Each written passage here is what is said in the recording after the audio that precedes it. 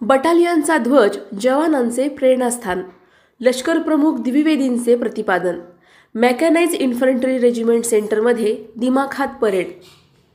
MIRC येथे 4 बटालियनला लष्कर प्रमुखांकडून ध्वज प्रदान.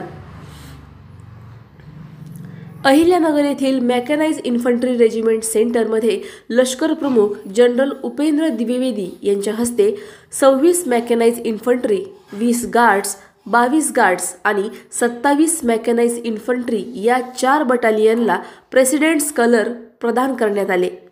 यावेळी लष्कर प्रमुखांनी बटालियनचा ध्वज जवानांचे कर्तव्य आणि त्यागाचे प्रतीक असल्याचे सांगितले. त्यांनी भारतीय लष्कराच्या आधुनिकीकरणावर भर देत फ्युचरिस्टिक कॉम्बॅट व्हेकल्स आणि नाग मिसाईल सिस्टीम सारख्या आधुनिक तंत्रज्ञानाचा उल्लेख केला. समारंभात 4ही बटालियनच्या जवानांनी भव्य परेड सादर केली. हेलिकॉप्टरद्वारे ध्वजांना अभिवादन करण्यात आले. उपस्थित मान्यवरांमध्ये major general Devendra Kumar, brigadier Rasool D'Souza आणि वरिष्ठ अधिकारी होते.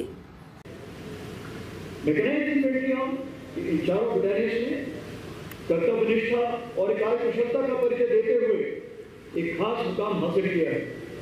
वर्षों की कड़ी मेहनत और कर्तव्य के प्रति समर्पण के फलस्वरूप यह प्रतिष्ठित सम्मान आज आपने अर्जित किया है, जिसे आपने और आपके पूर्व सैनिकों ने सामूहिक रूप से हासिल किया.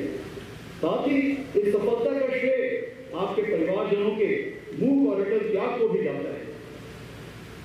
मैकेनाइज्ड इन्फेंट्री आर्म ने एक नवीनतम सैन्य बल के रूप में भारतीय सेना में एक अलग पहचान बनाई.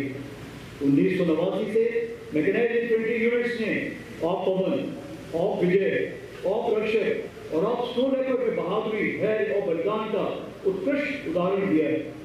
इसके अलावा मैकेनाइज्ड इन्फेंट्री यूनिट्स ने यूएन पीसकीपिंग फोर्स में भी अपने कर्तव्य दक्षता तथा साहस का परिचय दिया.